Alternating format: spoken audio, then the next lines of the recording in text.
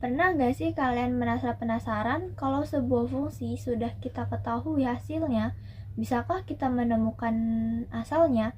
Nah, di video kali ini kita akan belajar tentang fungsi inverse.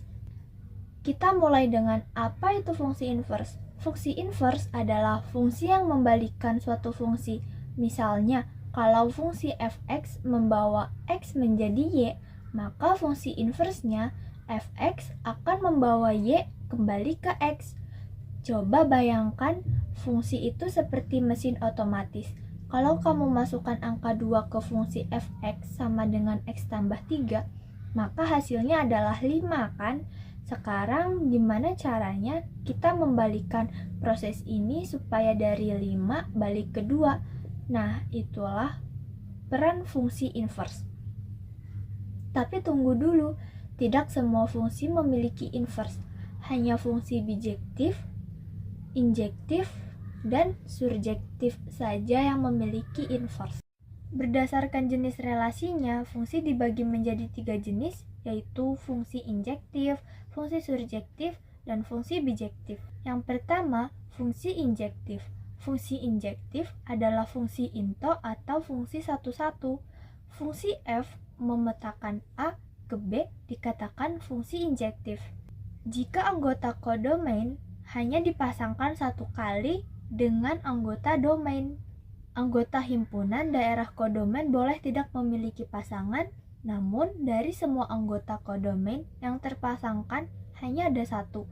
Tidak boleh ada yang lebih dari satu. Perhatikan gambar di bawah ini. Diagram yang pertama itu merupakan fungsi injektif, karena anggota kodomain hanya dipasangkan satu kali dengan anggota domain. Lalu diagram yang kedua, fungsi injektif, karena anggota kodomain boleh tidak memiliki pasangan lebih dari satu. Lalu diagram yang ketiga itu bukan injektif, karena terdapat kodomain mempunyai pasangan lebih dari satu dan terdapat dua anggota yang tidak memiliki pasangan. Fungsi surjektif. Fungsi surjektif atau onto memiliki ciri-ciri yaitu anggota kodomainnya boleh memiliki pasangan lebih dari satu. Namun, tidak boleh ada anggota kodomain yang tidak dipasangkan. Fungsi surjektif biasanya dipenuhi apabila jumlah anggota kodomain sama atau lebih sedikit dari anggota domain. Perhatikan gambar di bawah ini. Diagram yang pertama itu merupakan fungsi surjektif karena anggota kodomain hanya dipasangkan satu kali dengan anggota domain. Lalu, diagram yang kedua merupakan fungsi surjektif karena anggota kodomain boleh memiliki pasangan lebih dari satu. Lalu, diagram yang ketiga itu bukan surjektif karena anggota kodomain ada yang tidak memiliki pasangan. Selanjutnya, yang ketiga, fungsi bijektif. Fungsi bijektif adalah gabungan dari fungsi injektif dan surjektif. Pada fungsi bijektif, semua anggota domain dan kodomain terpasangkan tepat satu. Kebalikan fungsi dari fungsi injektif dan surjektif belum pasti fungsi atau pemetaan. Namun, kebalikan fungsi dari fungsi bijektif juga merupakan fungsi atau pemetaan. Perhatikan gambar di bawah ini. Diagram tersebut merupakan fungsi bijektif karena semua anggota domain dan kodomain terpasangkan satu-satu. Lalu ada contoh soal cara menentukan fungsi inverse. Contoh soal yang pertama, tentukan inverse dari fungsi x sama dengan 2x tambah 1. Kita akan ubah fungsi f menjadi y yang ditulis seperti ini ya. Y sama dengan 2x tambah 1. Lalu kita pindahkan 2x ini pindah ruas atau sama saja positif 1 kita satukan dengan y yang hasilnya adalah 2x sama dengan y min 1. Setelah itu nilai x-nya di sini harus sendiri ya variabel x-nya, maka nilai 2 kita bagi ke y min 1 yang hasilnya x sama dengan y min 1 per 2. Setelah itu, kita akan ubah fungsi inverse y-nya diubah menjadi fungsi inverse x. Y di sini akan kita ubah jadi variabel x, maka nilai fungsi inverse-nya adalah x min 1 per 2. Selanjutnya, contoh soal yang nomor 2.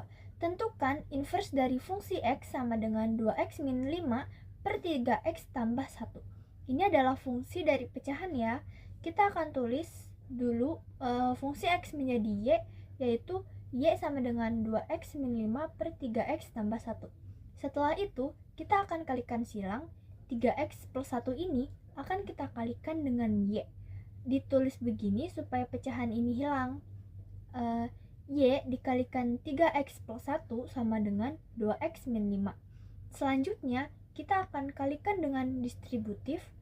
Y dikalikan 3x hasilnya 3xy. Y dikalikan 1 hasilnya adalah y sama dengan 2x min 5. Selanjutnya, nilai variabel x kita satukan di sebelah kiri. Yang y dipindahkan ke sebelah kanan dapat dituliskan seperti ini. 3xy dikurangi 2x sama dengan y-nya pindah ke kanan, berubah tanda menjadi negatif y kurang 5.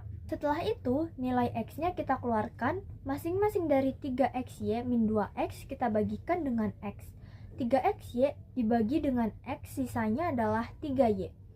Min 2x dibagi dengan x, hasilnya adalah negatif 2, sama dengan negatif y kurang 5. Setelah itu, kita akan membagi 3y min 2 dibagikan ke bawahnya. Yang dituliskan seperti ini ya.